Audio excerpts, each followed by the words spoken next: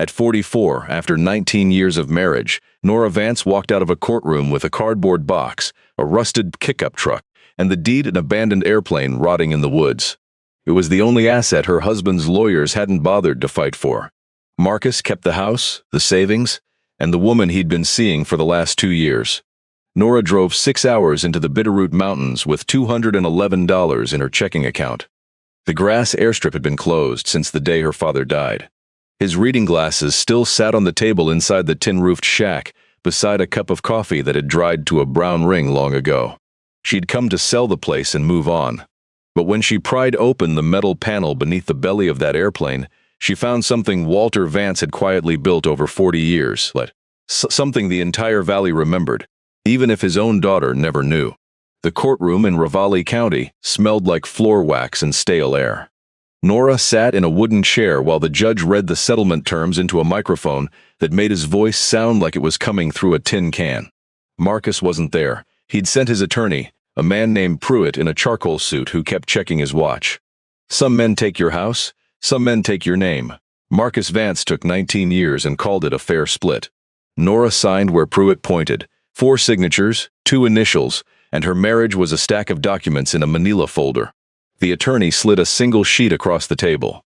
This is the asset schedule. The Linden Street property, the vehicles, the retirement accounts, and the investment portfolio remain with Mr. Vance under the terms of the agreement. You retain the Ford pickup, your personal effects, and the real property located on Birch Creek Road, Ravalli County. The real property. That was what they called her father's airstrip, a narrow ribbon of land with a tin shack and an airplane she hadn't laid eyes on in over 12 years. Sitting at the end of a gravel road she could barely remember how to find. Marcus's lawyers had appraised it at $4,000 and let her keep it without an argument, a rounding error on his balance sheet. Nora lifted the cardboard box from under the table.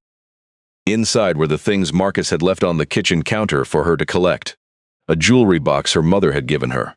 A photo album from when their daughter Paige was small. A coffee mug that said "World's Best Mom" with a chip on the rim. 19 years of marriage, and this was what fit in a single box. She carried it out to the parking lot and set it in the bed of the Ford. It was a 2004 model with 160,000 miles, a cracked dashboard, and a passenger door that stuck so badly it wouldn't open from the outside. Marcus had bought it for a landscaper who quit after 2 weeks. It sat in their driveway for years until Nora started using it for errands. When the divorce was final, he told his lawyer she could keep it, generous. Nora sat behind the wheel for a long time. She had nowhere to go. The house on Linden Street was Marcus's now, officially on paper, though it had stopped being hers long before the ink dried. She had no apartment and no job. The accounting firm where she'd worked for 22 years had been bought out and had cut her in February, the same week she filed for divorce. She had no friends who weren't really Marcus's friends. $211 in an account that would soon carry only her name. She pulled the deed out of the manila folder on the passenger seat. The paper was old, creased from sitting in a file cabinet at the county clerk's office. Vance Private Airfield, Birch Creek Road, Ravalli County. Conveyed to Nora Ann Vance under the last will and testament of Walter Robert Vance, deceased. Her father had left her the airstrip when he died, 12 years ago. She'd driven down for the funeral, spent 3 days sorting through his things, then locked the door and never went back. Marcus had said the place wasn't worth the property tax, and Nora hadn't argued. She never argued with Marcus about money, about decisions, about anything. That was the deal, though nobody ever said it out loud. She turned the key. The engine caught on the 3rd try, coughed twice, and settled into a rough idle. She pulled out of the courthouse lot and pointed the truck north, toward the mountains. If you're still with me, take a moment to subscribe and leave a like, because what this woman is about to find beneath that airplane will change everything she thought she knew about her own father. And tell us in the comments where you're watching from. We're always curious how far these stories travel. The drive took the better part of 6 hours. Interstate gave way to 2-lane highway, which gave way to county road, which gave way to Birch Creek Road, a strip of cracked asphalt that climbed into the Bitterroots through tunnels of pine and aspen. The leaves had just begun to turn, edges of copper and gold bleeding through the green. Nora cracked the window and let the mountain air fill the cab. It smelled like damp leaves and wood smoke, and underneath that something older. Rock and soil and time. She remembered this road from summers as a girl. Her mother would drop her at the airstrip in June and pick her up in August. 2 months with Walter, learning to pump avgas, to read a fuel gauge, to listen to an engine and hear what was wrong inside it. By the time she was 12, she could change a fan belt and pre-flight a wing. When she was 19, her father's had sat in the right seat and watched her earn her private pilot's license on a clear October morning, and he'd said nothing the whole flight, and then, on the ground, he'd put one hand on her shoulder and said, "You fly like you mean it." Marcus had found that charming when they first dated. Later, he found it embarrassing. A real estate developer's wife who knew her way around a carburetor and could land a bush plane on a gravel bar. He never told her to stop. He just stopped asking about it, and eventually she stopped doing it. The way you stop doing anything when the person closest to you pretends it doesn't exist. Her license lapsed. Her logbook went into a drawer. She hadn't touched a yoke in 17 years. Birch Creek Road climbed higher, the trees crowding in. Nora passed a few houses, a church with a gravel lot, a general store with a closed sign hanging crooked in the window. Then the road curved around a granite outcrop, and there it was. The airstrip was smaller than she remembered. A strip of grass maybe 800 yards long, gone yellow with late autumn, hemmed on both sides by pines so close it looked like a green scar cut into the mountain. At the far end, under a tin lean-to that had collapsed on one corner, sat the airplane. It was a de Havilland Beaver, the kind of rugged bush plane her father had flown her whole life. Its skin had once been painted white and forest green. Now it was the color of ash, streaked with rust that ran down from the rivets like old tears. One tire had gone flat, tilting the whole aircraft to the side, like a tired animal kneeling down. Vines had climbed the wing and threaded through the gap in the cockpit door. The windshield was cracked corner to corner. The tail number, N1842V, was still legible, though most of the paint had peeled away. But it was standing. The airframe was whole. When Nora tried the cargo door, it stuck, then gave with the long shriek of a hinge that hadn't moved in a decade.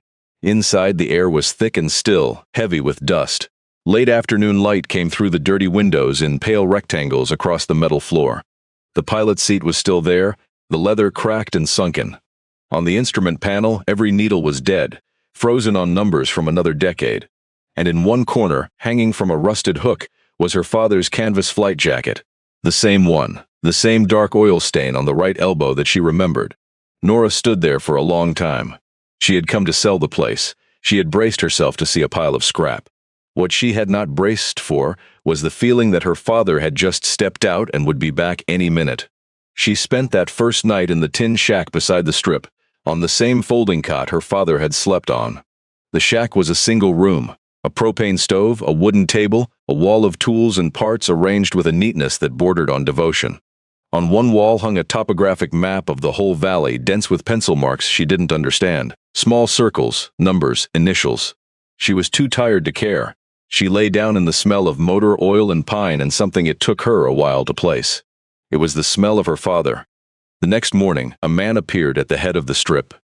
He was about 70, lean and weathered, in a faded flannel shirt and a ball cap from an aircraft parts company that no longer existed. He walked slowly up the grass and stopped about 10 paces from Nora and took off his hat. "You're Walt's girl," he said. It wasn't a question. "I'm Nora. I know who you are." He looked at the airplane for a long moment, then back at her. "Hollis Dade, your father and I flew this country together near on 40 years.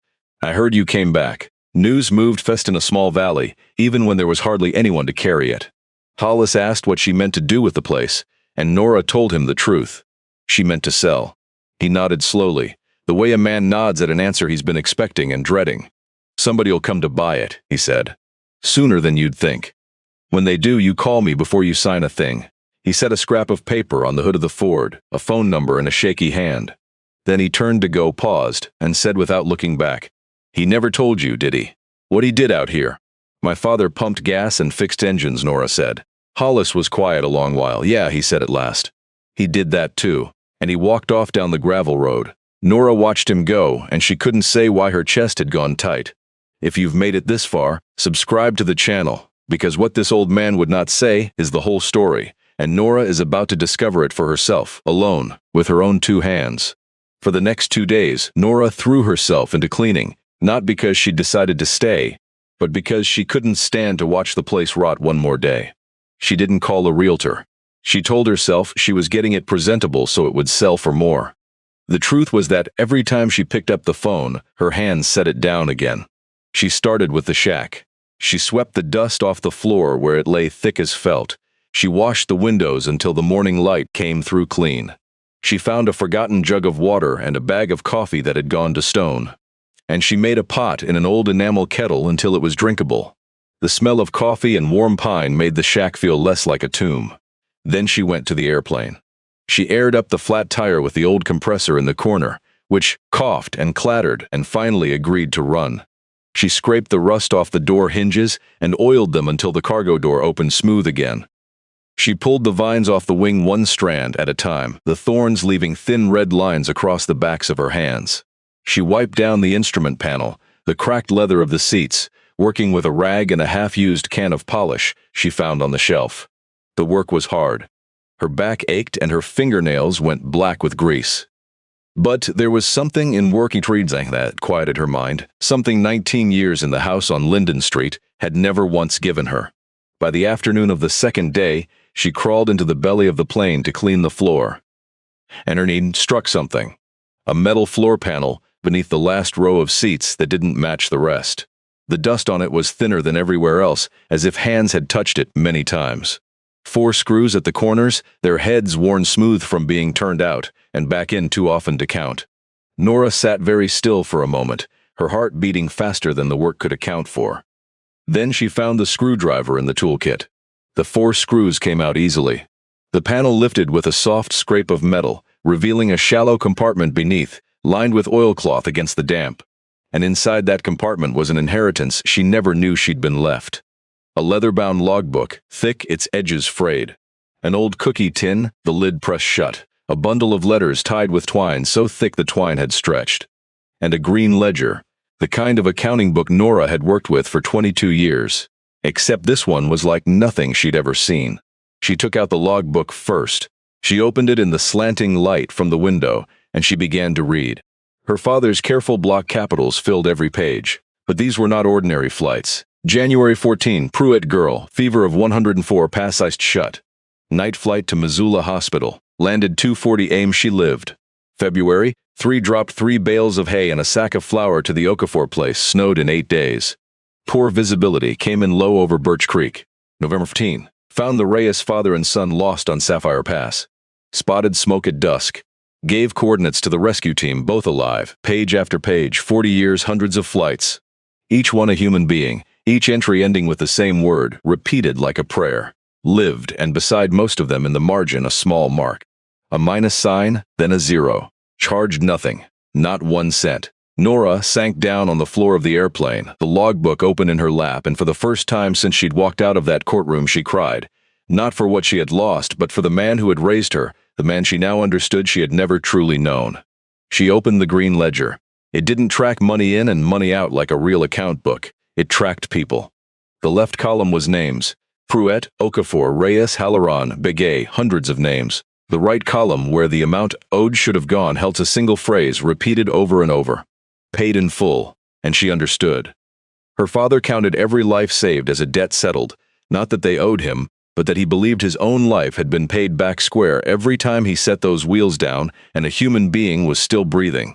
She opened the cookie tin last. Inside were photographs, a girl in a graduation cap, a family standing in front of a brand new cabin, an old man grinning beside a milk cow, and a sheet of paper folded in quarters in her father's hand, dated only a few weeks before he died. Nora, it read, "If you found this, it means you came back. I always knew you would. I never told you because I didn't want you to see it as a burden. It isn't a burden. It's the thing that keeps this valley alive. You don't have to carry it on. But if one day you want to, everything you need is right here. Dad." Nora read it over and over until the light failed and she had to light the oil lamp to see the words. If you followed this story all the way here, please leave a comment. Your participation is what keeps stories like this one alive. And what comes next, when the whole valley starts showing up at her door, is what finally made Nora understand why her father lived the way he did. Word that Nora had come home traveled, and by the end of the first week, people began to arrive. The first was a woman of about 60 named Della Pruitt, driving a small truck with a basket of eggs on the passenger seat. She stood at the head of the strip, looking at the airplane, her hand tight on the basket's handle. "You don't know me," she said. But I know this plane. When I was 8, scarlet fever put me into convulsions in the middle of a January night, the pass iced solid. My daddy called, and your father landed this airplane on a snow-covered strip and flew me to Missoula. The doctors said 1 hour later and I'd have been gone. She set the basket down in the grass. I brought him eggs every month until the day he died.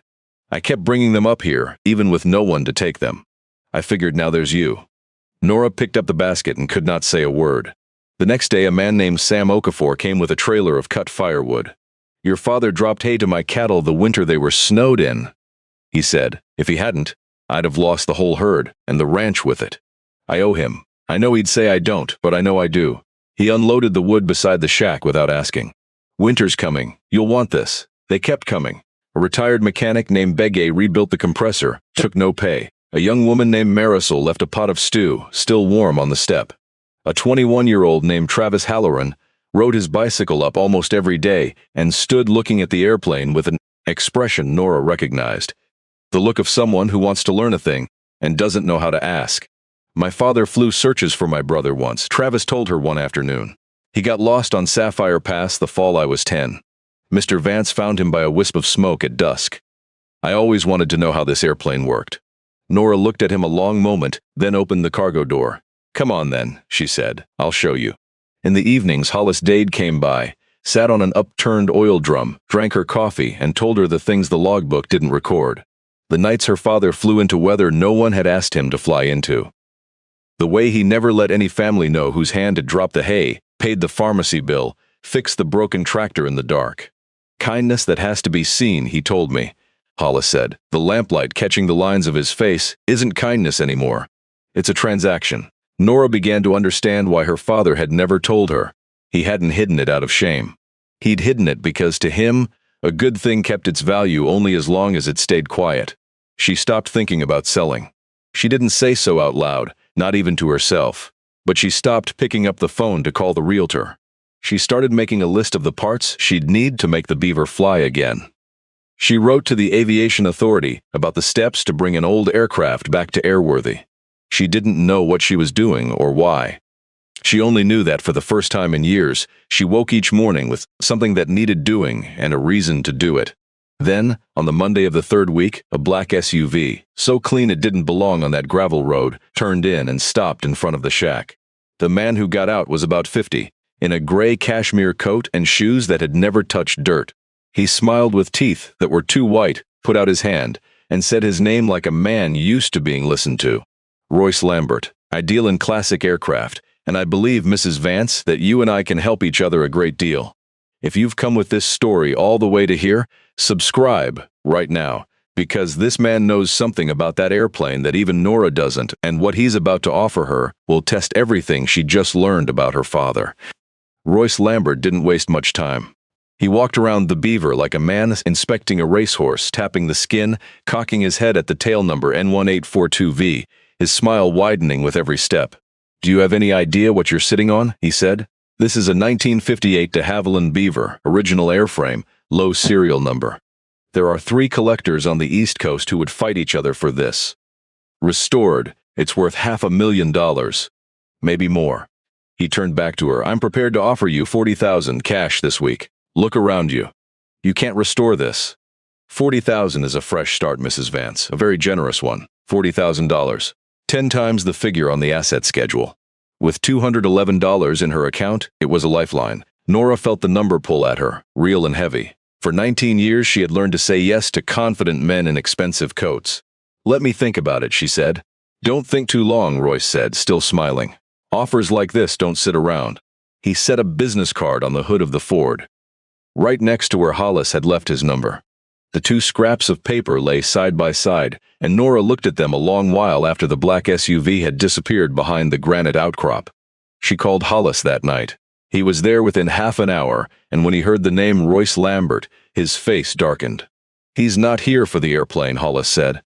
He's here because the airplane is the cheapest thing he can pry loose right now. Do you know what this land is worth? You've got a level strip, a creek, 800 yards of frontage along Birch Creek. There's a resort company that's wanted to build down this valley for years. They need an airstrip to fly the rich folks in. Lambert's their front man. He buys the plane cheap, and that gives him a reason to make an offer on the land. Your father turned them down 3 times in the last 10 years of his life. They waited him out. Now they're waiting on you. Nora felt something go cold in her chest. I'm not selling the land. You say that now, Hollis said gently. But he'll be back, and he won't stop at a generous offer. Hollis was right. The next week, a letter arrived from a law office in Bozeman.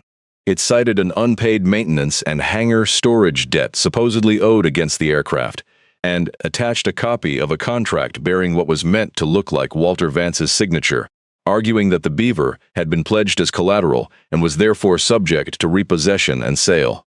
The debt on the letter was $63,000, more than the cash offer to buy it outright. A trap set so that Nora would either sell the plane cheap or lose it altogether in court. It was a legal con, sleek and cold. Royce Lambert was using money and lawyers to squeeze a woman who had just been divorced, had no job, and had $211 to her name until she let go of the only thing she had left. Nora sat in the dark shack that night, the letter on the table, the oil lamp guttering. For 19 years she had learned how to let go. She'd let go of her career when Marcus said it didn't matter. She'd let go of the things she loved when he found them embarrassing. She'd let go of her own voice. She was world-class at saying yes and quietly accepting whatever came. But her hands did not shake when she opened the green ledger one more time.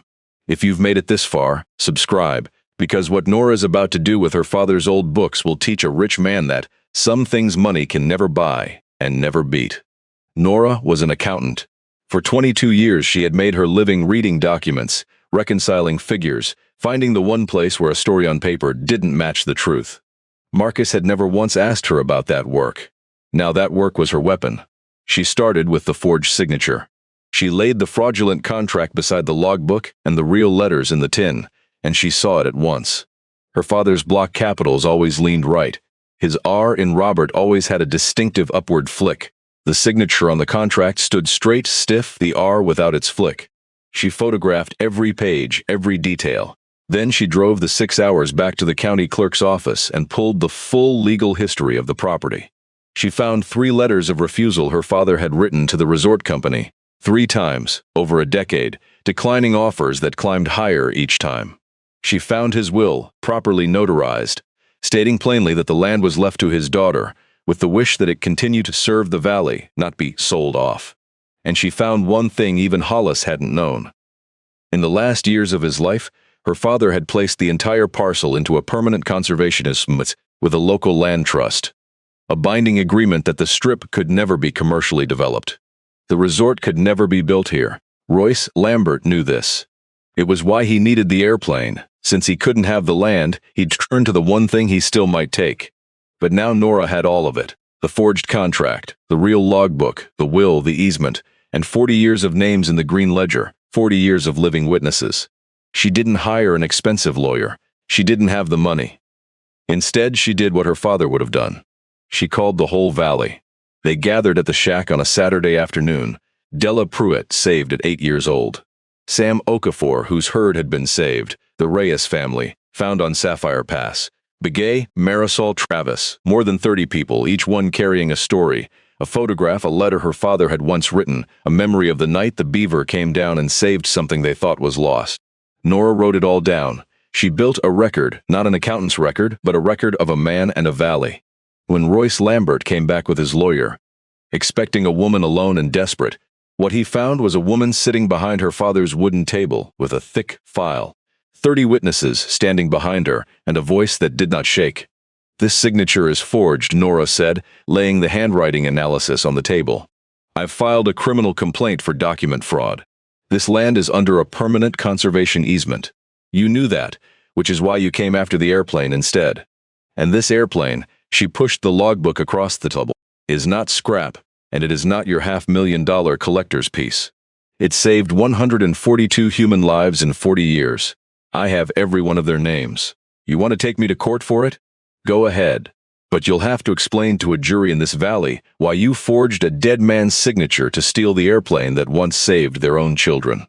Royce Lambert opened his mouth, then closed it. His bright white smile broke for the first time. He looked around the shack, at 30 silent faces, at the green ledger with its 142 names, at the woman he'd taken for a rounding error, and he understood the thing men like him always understand too late.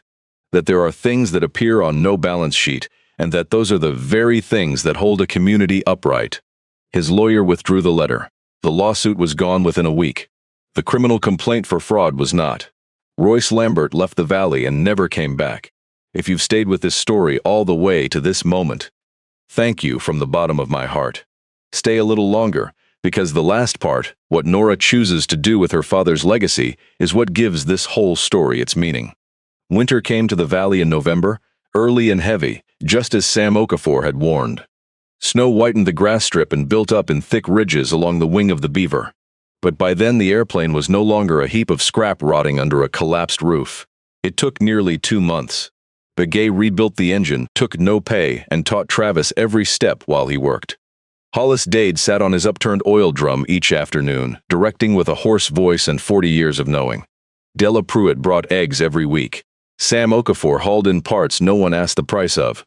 Nora relearned everything her father had taught her at 12, the sound of a healthy engine and the sound of a sick one, how to inspect a control surface under a flashlight.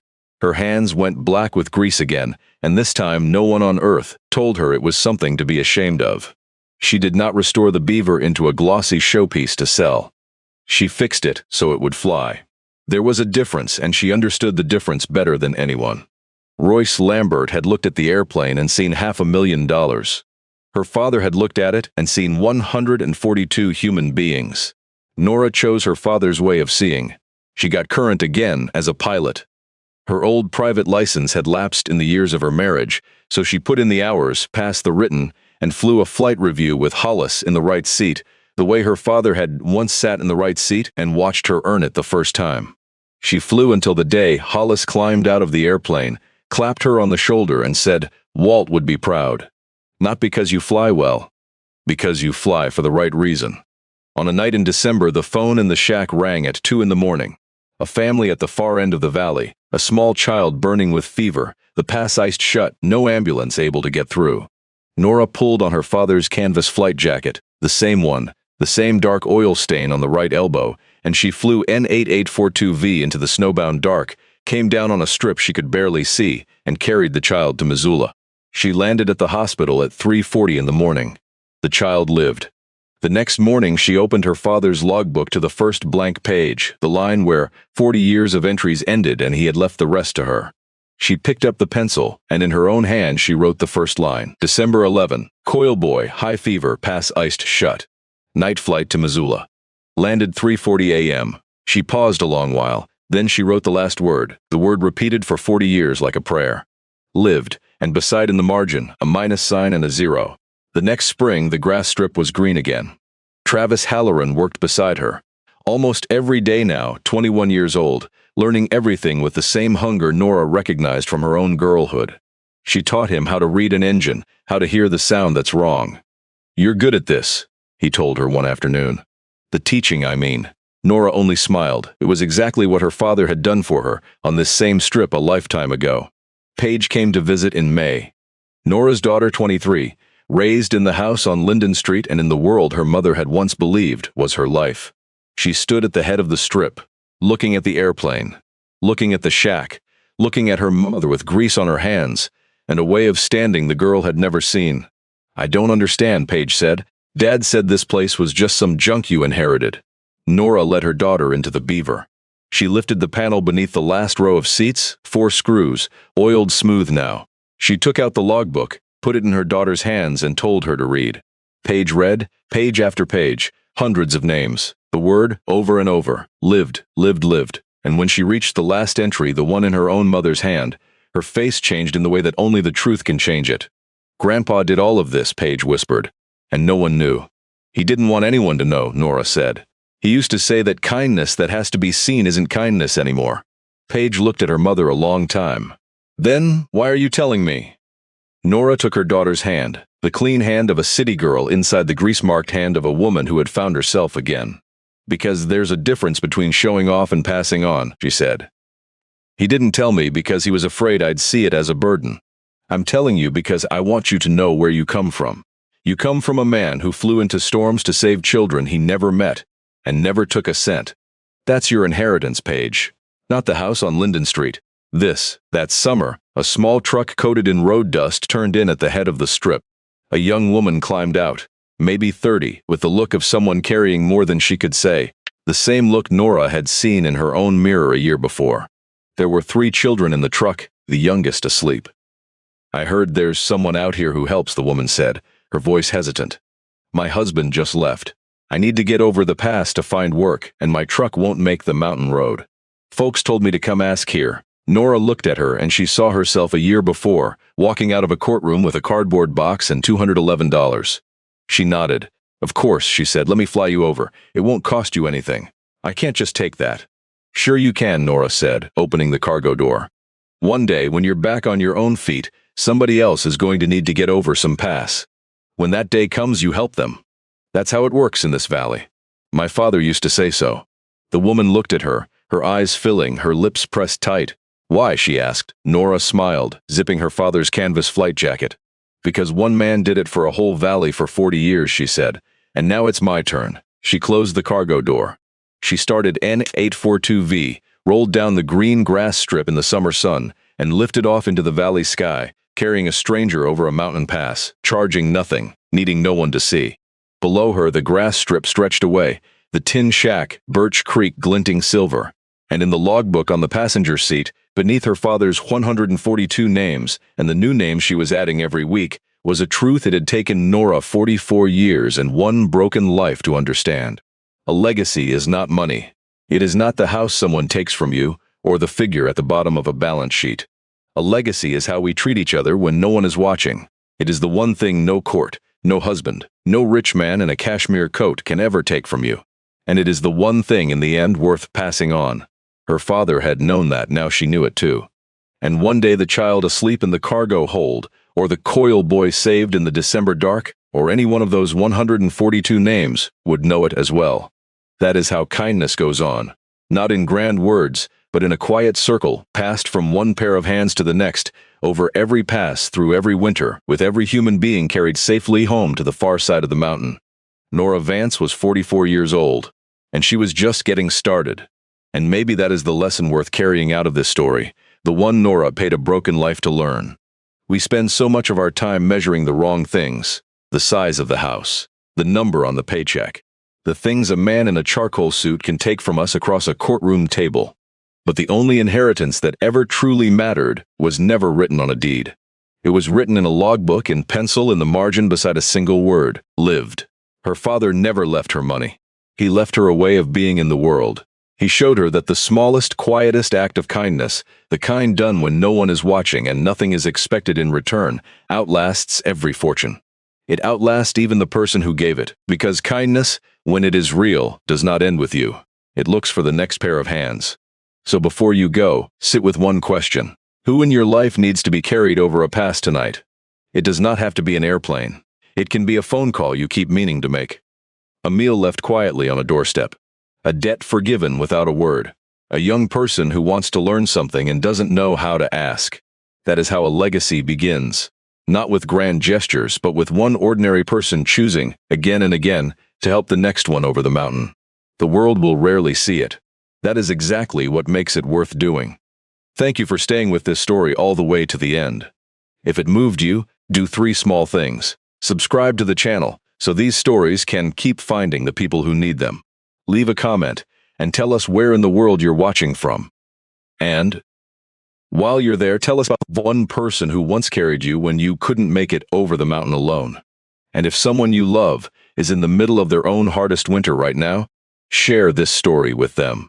It might be the thing that reminds them they were never as alone as they believed. We'll see you in the next story. And until then, be the quiet kindness that someone else remembers for the rest of their life.